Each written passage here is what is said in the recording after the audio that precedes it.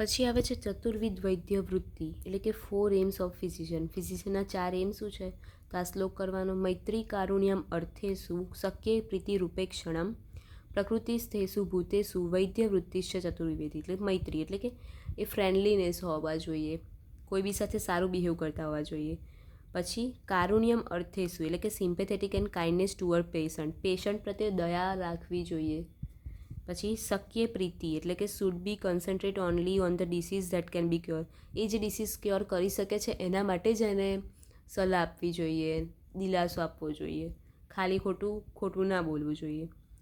ઉપેક્ષણમ પ્રકૃતિ સ્થેસુ એટલે should neglect the ઇનક્યોરેબલ disease. જે ડિસીઝ ક્યોર નથી થવાના એને ઇગ્નોર કરવા જોઈએ, એટલે કે એમને ફરી ના બોલાવવા જોઈએ, કહી દેવું જોઈએ. તો આ એમસીક્યુ પૂછાય છે કે નંબર ઓફ ચતુર્વિધ વૈદ્ય વૃત્તિ એટલે વૈદ્ય વૃત્તિ કેટલી છે એમ. તો એમસીક્યુમાં 1 2 3 4 6 એવું બી લખેલા હોય, તો 4 આવશે. પછી 8મા ચેપ્ટરમાં એક સદવૃત્ત ટોપિક છે જે 5 માર્ક્સમાં પૂછાય છે. પછી 10 માર્ક્સમાં બી આમ ભાગ કરીને પૂછવું હોય તો પૂછી શકાય. ચરક અને અષ્ટાંગ બંનેમાં પૂછાય છે. Principle of preventing psychological disturbances. In a healthy state, mind and sense organ are not disturbed and they perform their duties in healthy way. એના હેલ્ધી વેમાં આપણા જે માઇન્ડ છે એ કમ્પ્લીટ અને સેન્સ ઓર્ગન એ કમ્પ્લીટ કામ કરી શકે.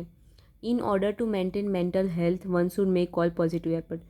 કોઈ બધાએ પોઝિટિવ એફર્ટ કરવા જોઈએ, કોઈ બી પોઝિટિવ વસ્તુ સોચવી જોઈએ. This can be achieve with the help of intellect, sense organ and its object. એ આપણી બુદ્ધિથી, ઇન્દ્રિયો અને ઇન્દ્રિયોના વિષયોથી થાય છે.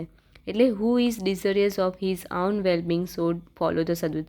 જે ખુદનું સારું ઈચ્છે છે એને સદવૃત્ત ફોલો કરવું જોઈએ. હવે સદવૃત્તમાં આપણને શું કરવાનું કીધું છે?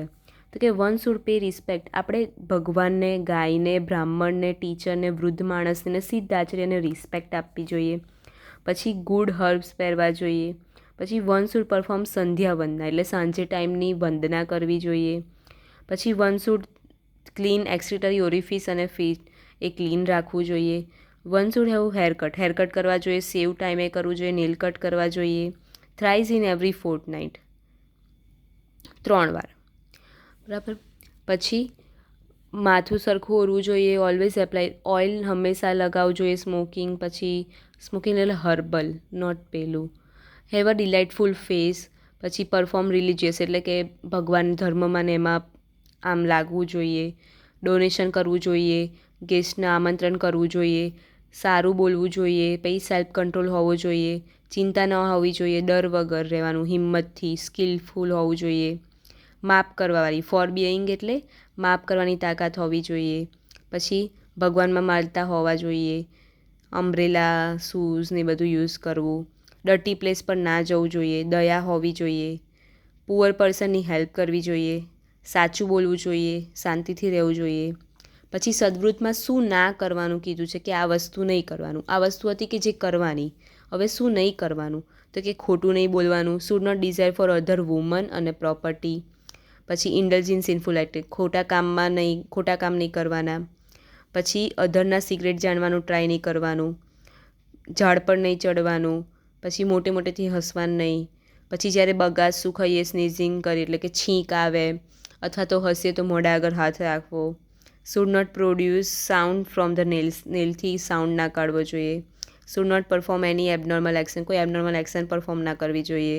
Should not enter along in forest, જંગલમાં એકલું ના જવું જોઈએ. શુડ નોટ ક્રિએટ ફિયર, ડર ના ક્રિએટ કરવો જોઈએ. One should not take bath when exhaustion is not over, એટલે કે જ્યારે થાકેલા હોઈએ ત્યારે ના આવવું જોઈએ એમ. આ થયું સદવૃત્ત. એમાં આપણને અત્યારે રૂટિનમાં આપણે જે બી કરવું જોઈએ એ લખવાનું, જે ના કરવું જોઈએ એ લખવાનું, જે યાદ આવે એ લખવાનું. આ તો ખાલી પોઈન્ટ જોવા ખાતર લખ્યા.